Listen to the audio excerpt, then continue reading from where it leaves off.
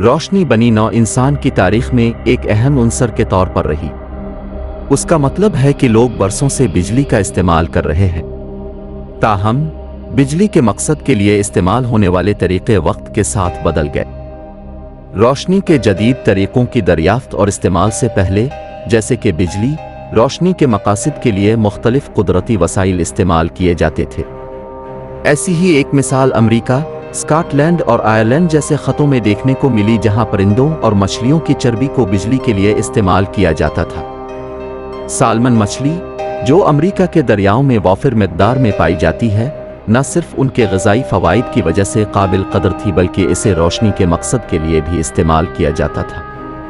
ان مچھلیوں سے نکالی گئی چربی کو تیل میں تبدیل کیا گیا اور 15ویں صدی کے دوران لیمپ اور موم بتیوں کے لیے ایندھن کے طور پر استعمال کیا گیا۔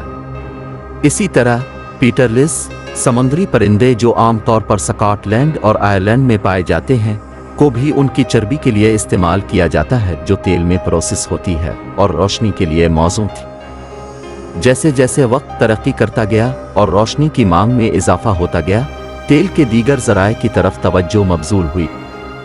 17ویں صدی میں وہیل اپنے بلبر کے لیے ایک اہم ہدف بن گئی، جو روشنی کے لیے موزوں اعلیٰ معیار کے تیل میں تبدیل ہوئی۔ اس نے روشنی کے مقاصد کے لیے مچھلیوں اور پرندوں کی چربی کے استعمال سے بڑے سمندری جانوروں میں منتقلی کا نشان لگایا۔ ان تیلوں کو نکالنے اور پروسیسنگ کے لیے مخصوص علم اور تکنیک کی ضرورت ہوتی ہے، جو اکثر نسلوں سے گزرتی ہیں یا تجربے کے ذریعے سیکھی جاتی ہیں۔ اگرچہ یہ طریقے جدید معیارات کے لحاظ سے قدیم معلوم ہو سکتے ہیں، لیکن انہوں نے بجلی کی آمد سے پہلے کے وقت میں روشنی کی ضرورت کے ذہین حل کی نمائندگی کی۔ روشنی بنانے کا یہ عمل غیر انسانی اور ظالمانہ لگتا ہے، لیکن لوگوں نے ان تکنیکوں کا استعمال کیا۔ تاہم اب چیزیں بدل چکی ہیں اور اب کئی نئے طریقے ایجاد کیے گئے ہیں جو کہ جانداروں کو نقصان پہنچائے بغیر بجلی کے مقصد کے لیے ہے۔ مجھے امید ہے کہ آپ کو یہ معلوماتی ویڈیو پسند آئے گی۔